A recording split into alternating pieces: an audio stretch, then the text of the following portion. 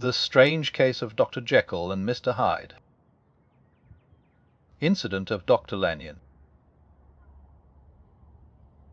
Of Sir Danvers was resented as a public injury, but Mr. Hyde had disappeared out of the ken of the police, as though he had never existed. Much of his past was unearthed, indeed, and all disreputable tales came out of the man's cruelty, at once so callous and violent, of his vile life, of his strange associates, of the hatred that seemed to have surrounded his career, but of his present whereabouts not a whisper. From the time he had left the house in Soho on the morning of the murder, he was simply blotted out, and gradually, as time drew on, Mr. Utterson began to recover from the hotness of his alarm, and to grow more at quiet with himself. The death of Sir Danvers was, to his way of thinking, more than paid for by the disappearance of Mr. Hyde. Now that that evil influence had been withdrawn, a new life began for Dr. Jekyll. He came out of his seclusion, renewed relations with his friends, became once more their familiar guest and entertainer. And whilst he had always been known for charities, he was now no less distinguished for religion. He was busy, he was much in the open air, he did good, his face seemed to open and brighten, as if with an inward consciousness of service, and for more than 2 months the doctor was at peace. On the 8th of January Utterson had dined at the doctor's with a small party. Lanyon had been there, and the face of the host had looked from one to the other as in the old days when the trio were inseparable friends. On the 12th, and again on the 14th, the door was shut against the lawyer. The doctor was confined to the house, Poole said. Hand saw no one. On the 15th he tried again, and was again refused, and having now been used for the last 2 months to see his friend almost daily, he found this return of solitude to weigh upon his spirits. The 5th night he had in guests to dine with him, and the 6th he betook himself to Dr. Lanyon's. There at least he was not denied admittance, but when he came in he was shocked at the change which had taken place in the doctor's appearance. He had his death warrant written legibly upon his face. The rosy man had grown pale, his flesh had fallen away, he was visibly balder and older, and yet not so much these tokens of a swift physical decay that arrested the lawyer's notice, as a look in the eye and quality of manner that seemed to testify to some deep-seated terror of the mind. It was unlikely that the doctor should fear death, and yet that was what Utterson was tempted to suspect.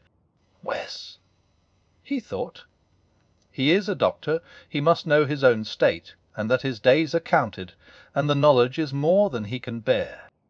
And yet when Utterson remarked on his ill looks, it was with an air of great firmness that Lanyon declared himself a doomed man. I have had a shock, he said, and I shall never recover. It is a question of weeks. Well, life has been pleasant. I liked it, yes, sir, I used to like it. I sometimes think if we knew all, we should be more glad to get away. Jekyll is ill, too, observed Utterson. Have you seen him? But Lanyon's face changed, and he held up a trembling hand. I wish to see or hear no more of Dr. Jekyll, he said in a loud, unsteady voice. I am quite done with that person, and I beg that you will spare me any allusion to one whom I regard as dead. Tut, tut, said Mr. Utterson, and then, after a considerable pause, can't I do anything? He inquired. We are 3 very old friends, Lanyon. We shall not live to make others. Nothing can be done, returned Lanyon, harsh himself. He will not see me, said the lawyer. I am not surprised at that, was the reply. Some day, Utterson, after I am dead, you may perhaps come to learn the right and wrong of this. I cannot tell you. And in the meantime, if you can sit and talk with me of other things, for God's sake, stay and do so, but if you cannot keep clear of this accursed topic, then in God's name go, for I cannot bear it." As soon as he got home, Utterson sat down and wrote to Jekyll, complaining of his exclusion from the house, and asking the cause of this unhappy break with Lanyon, and the next day brought him a long answer, often very pathetically worded, and sometimes darkly mysterious in drift. The quarrel with Lanyon was incurable. "I do not blame our old friend," Jekyll wrote, "but I share his view that we must never meet. I mean from henceforth to lead a life of extreme seclusion. You must not be surprised, nor must you doubt my friendship, if my door is often shut even to you. You must suffer me to go my own dark way. I have brought on myself a punishment and a danger that I cannot name. If I am the chief of sinners, I am the chief of sufferers also. I could not think that this earth contained a place for sufferings and terrors so unmanning. And you can do but one thing, Utterson, to lighten this destiny, and that is to respect my silence." Utterson was amazed. The dark influence, Hyde had been withdrawn. The doctor had returned to his old tasks and amities a week ago. The prospect had smiled with every promise of a cheerful and an honoured age, and now in a moment friendship and peace of mind, and the whole tenor of his life were wrecked. So great and unprepared a change pointed to madness, but in view of Lanyon's manner and words, there must lie for it some deeper ground. A week afterwards Dr. Lanyon took to his bed, and in something less than a fortnight he was dead. The night after the funeral, at which he had been sadly affected, Utterson locked the door of his business room, and sitting there by the light of a melancholy candle, drew out and set before him an envelope addressed by the hand and sealed with the seal of his dead friend.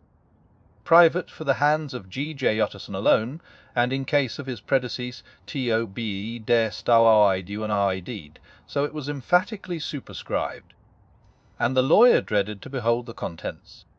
"I have buried one friend to-day," he thought. "What if this should cost me another?" And then he condemned the fear as a disloyalty, and broke the seal. Within there was another enclosure, likewise sealed, and marked upon the cover as "Not to be opened till the death or disappearance of Dr. Henry Jekyll." Utterson could not trust his eyes. Yes, it was disappearance, here again, as in the mad will which he had long ago restored to its author. Here again were the idea of a disappearance, and the name of Henry Jekyll bracketed. But in the will, that idea had sprung from the sinister suggestion of the man Hyde. It was set there with a purpose all too plain and horrible. Written by the hand of Lanyon, what should it mean? A great curiosity came on the trustee to disregard the prohibition and dive at once to the bottom of these mysteries, but professional honour and faith to his dead friend were stringent obligations, and the packet slept in the inmost corner of his private safe. It is one thing to mortify curiosity, another to conquer it, and it may be doubted if, from that day forth, Utterson desired the society of his surviving friend with the same eagerness. He thought of him kindly, but his thoughts were disquieted and fearful. He went to call indeed, but he was perhaps relieved to be denied admittance, perhaps, in his heart. He preferred to speak with Poole upon the doorstep, and surrounded by the air and sounds of the open city, rather than to be admitted into that house of voluntary bondage, and to sit and speak with its inscrutable recluse.